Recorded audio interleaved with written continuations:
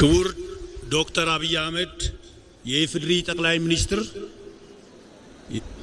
ክቡር አቶ ቴዎድሮስ ምህረት የጠቅላይ ፍርድ ቤት ፕሬዝዳንት፣ ክቡር አቶ ተመስገን ጥሩነህ የኢፌዴሪ ምክትል ጠቅላይ ሚኒስትር፣ ክቡር አቶ አደም ፋራህ በምክትል ጠቅላይ ሚኒስትር ማዕረግ የዲሞክራሲ ስርዓት ግንባታ ማዕከል ዋና አስተባባሪ፣ የተከበሩ ዶክተር እንደሻው ጣሰው የማዕከላዊ ኢትዮጵያ ርዕሰ መስተዳድር፣ የተከበራችሁ የሁሉም ክልል ርዕሳነ መስተዳድሮች፣ የተከበራችሁ የሁለቱ ከተማ አስተዳደር ከንቲባዎች፣ የተከበራችሁ የክልሎችና የሁለቱ ከተማ አስተዳደር አፈጉባኤዎች፣ የተከበራችሁ ጀነራል መኮንኖች፣ ክቡራን ሚኒስትሮች፣ አምባሳደሮች፣ ከፍተኛ የሥራ ኃላፊዎች፣ የተከበራችሁ የሃይማኖት አባቶች፣ የሀገር ሽማግሌዎች፣ አባገዳዎች፣ አደ ሲንቄዎች፣ የተከበራችሁ የበዓሉ ባለቤት የሆናችሁ የኢትዮጵያ ብሔሮች ብሔረሰቦችና ሕዝቦች፣ የተከበራችሁ የበዓሉ አዘጋጅ የሆሳና ከተማና አካባቢው ነዋሪዎች፣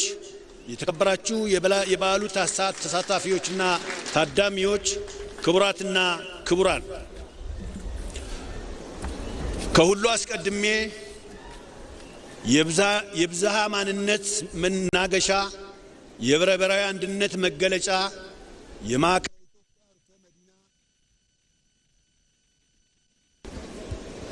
የማዕከላዊ ኢትዮጵያ ርዕሰ የታታሪ ህዝቦች መፍለቂያ በሆነችው በለምለሟ በውቢቷና በደማቋ ሆሳና ከተማ ተገኝቼ ይህን መልእክት እንዳስተላልፍ እድል ስላገኘው የተሰማኝን ልባዊ ደስታ እየገለጽኩ እንኳን ለ20ኛው የኢትዮጵያ ብሔሮች ብሔረሰቦችና ህዝቦች በዓል በሰላም አደረሳችሁ አደረሰን ማለት እፈልጋለሁ።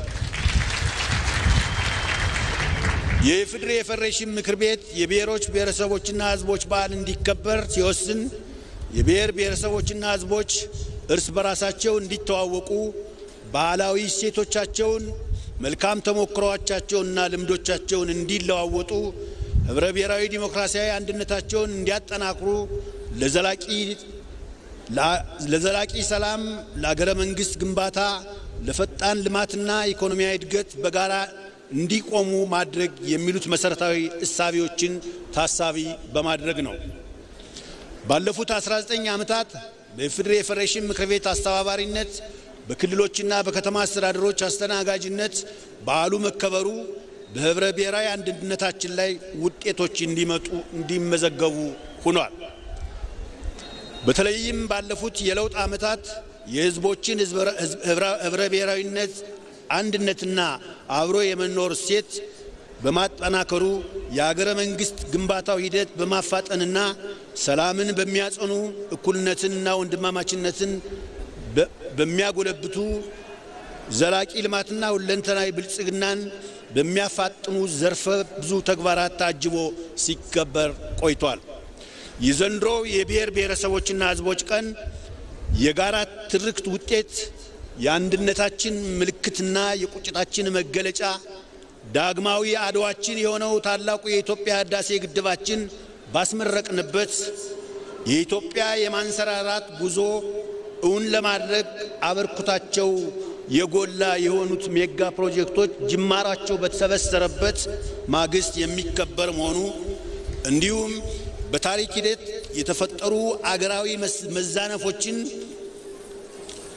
ለማስተካከልና መሰረታዊ ጉዳዮች ላይ ያጋጠሙን ልዩነቶች አካታች በሆነ ውይይት ለመፍታት ሀገራዊ ምክክር ለማድረግ ዝግጅታችን ባጠናቀቅንበት ወቅት የሚከበር መሆኑ እንዲሁም ሰባተኛው ሀገራዊ ምርጫ ሰላማዊ፣ ፍትሃዊ፣ ተአማኒነት ያለውና ዲሞክራሲያዊ ሆኖ እንዲጠናቀቅ መንግስት በቂ ዝግጅት እያደረገ በሚገኝበት ዋዜማ ሆነን በዓሉን ማክበራችን ከቀደሙት በዓላት ልዩ ያደርገዋል።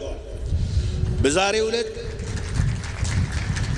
ዕለት 20ኛውን የኢትዮጵያ ብሔሮች ብሔረሰቦችና ህዝቦች በዓል ዲሞክራሲያዊ መግባባት ለህብረ ብሔራዊ አንድነት በሚል መሪ ሐሳብ እያከበርን ያለነው ይህ የማጠቃለያ በዓል በህብረ ብሔራዊ አንድነት የደመቀ ብዝሃነት ማንነታችንን ለዓለም ገልጸን የምናሳይበት ሁሉም ማንነቶች እኩል የሚስተናገዱበት እውነተኛ የፌዴራል ስርዓት በመገንባት ሂደት አዲስ የታሪክ ጥፋት ላይ መሆናችንን የምናስገነዝብበት ከኩስመና ዘመን ወጥተን ወደ ማንሰራራት ከቁዘማ ወደ መነቃቃት ከጨለማ ወደ ተስፋ ብርሃን የምንሽጋገርበት የተሽጋገር መሆኑን የምናስመሰክርበት በዲሞክራሲያዊ መግባባትና በመፈቃቀር ላይ የተመሰረተ ህብረ ብሔራዊ አንድነታችንን ጽኑ መሰረት ላይ ለማቆም የማያወላውል እምነት የማይቀለበስ አቋም ያለውን መሆናችንን የምናረጋግጥበት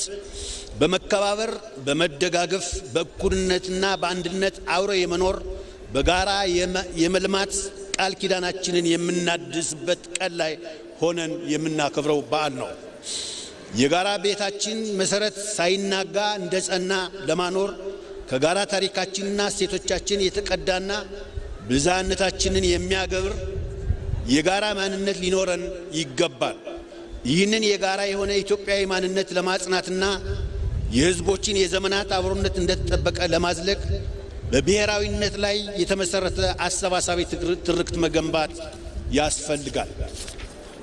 ክቡር ጠቅላይ ሚኒስትር፣ ጥሪ የተደረገላችሁ እንግዶች፣ ክቡራትና ክቡራን፣ ዲሞክራሲያዊ መግባባት እንደ ገዳ ስርዓት በመሰሉና ሌሎች የሽምግልና ስርዓቶች ኢትዮጵያውያን ከቀደምት አባቶቻችን እንታወቅበት የነበረ ትናንት በተለያየ መንገድ የሸረሸርነው ዛሬ ደግሞ እየተለማመድነው ያለ በአዲስ መልክ የምንተገብረው ባህል ነው።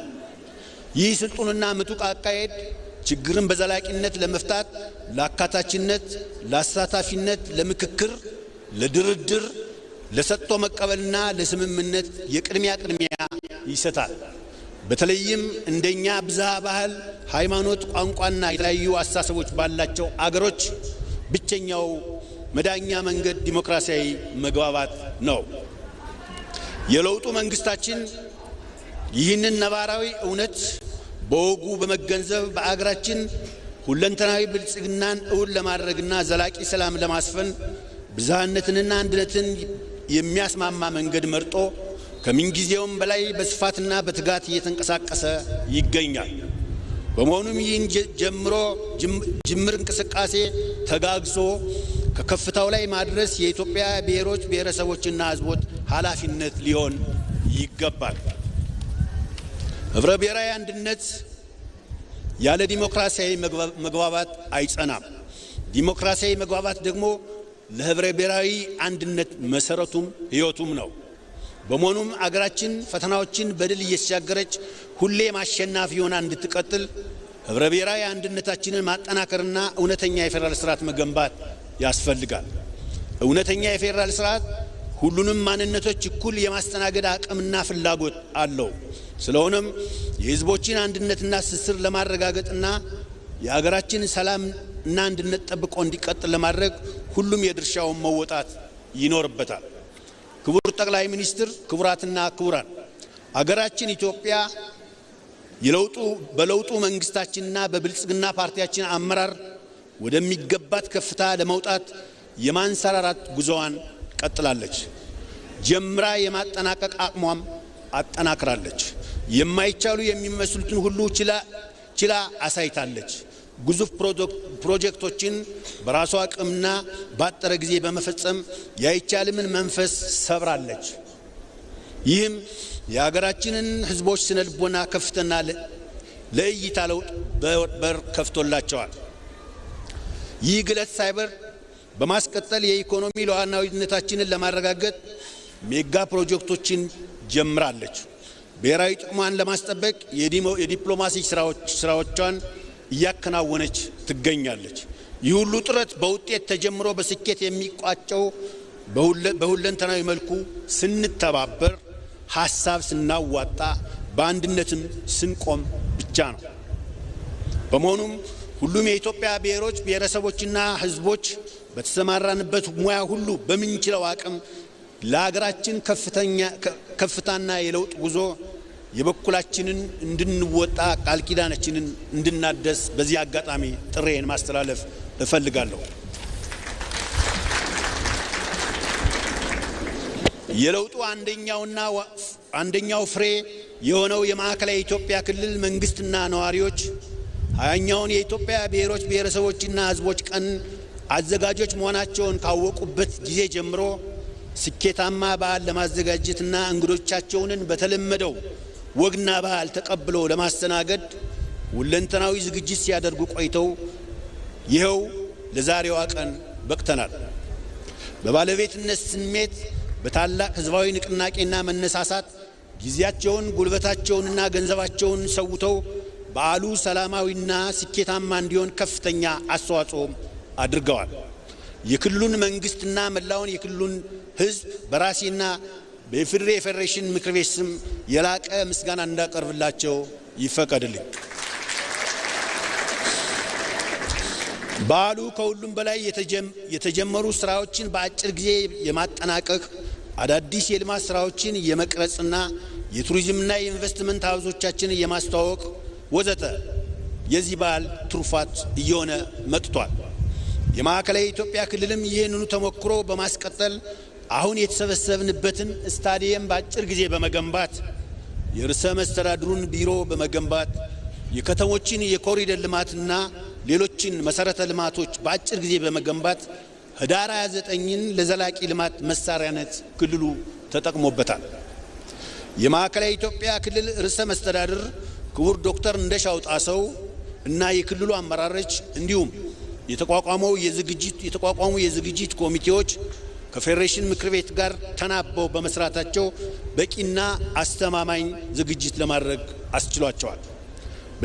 በዚያ አጋጣሚ በዚህ ሂደት የተሳተፉ አካላት በዓሉን ስኬታማ ለማድረግ ላደረጉት ያላሰለሰ ጥረት በፌዴሬሽን ምክር ቤትና ምክር ቤቱን በወከሉት ብሔር ብሔረሰቦችና ህዝቦች ስም ከፍተኛ ምስጋና ላቀርብ እወዳለሁ። በተጨማሪም ይህ በዓል እንዲያምረውና ስኬታማ ሆኖ እንዲካሄድ በአብይና በንዑሳን ኮሚቴዎች ተደራጅታችሁ ሌት ተቀን ለደከማቸው አደረጃጀቶችና ግለሰቦች በሐሳብ ላገዛችሁ ምሁራን በገንዘብና በአይነት ድጋፍ ላደረጋችሁን የልማት ተቋማትና ሌሎች አጋሮቻችን እንዲሁም በዓሉ ያለምንም የጸጥታ ችግር እንዲጠናቀቅ እየተጋችሁ ላላችሁ የፌዴራል የጸጥታ አካላት ማለትም የብሔራዊ መረጃና ደህንነት አገልግሎት፣ የፌዴሪ መከላከያ ሚኒስቴር፣ የፌዴራል ፖሊስ፣ የጠቅላይ ሚኒስትር ጽሕፈት ቤት በሙሉ ከልብ የመነጨ ልባዊ ምስጋናዬን በምክር ቤታችን ስም ላቀርብላችሁ እወዳለሁ። ከመላው ሀገራችን ብሔር ብሔረሰቦችና ህዝቦች ተወክላችሁ የቀረባችሁ የባህል ትርኢት አቅራቢዎች፣ የህፃናትና ሰርከስ ትርኢት አባላት በብዛነታችን ውስጥ ያለውን ውበታችን ደምቆ እንዲወጣ ህብረ ብሔራዊ አንድነታችን ፈክቶ እንዲታይ በአጠቃላይ በዓሉ ልዩ ውበት እንዲላበስ አስችላቸዋልና ምስጋና ይገባቸዋል። በመጨረሻም የዕለቱ የክብር እንግዳ ክቡር የኢፌዴሪ ጠቅላይ ሚኒስትር ዶክተር አብይ አህመድ በዓሉን በተመለከተ ለበዓሉ ተሳታፊዎችና ለመላው የሀገራችን ህዝቦች መልእክት እንዲያስተላልፉ በታላቅ ትህትናና አክብሮት እጋብዛለሁ። እጅግ በጣም አመሰግናለሁ።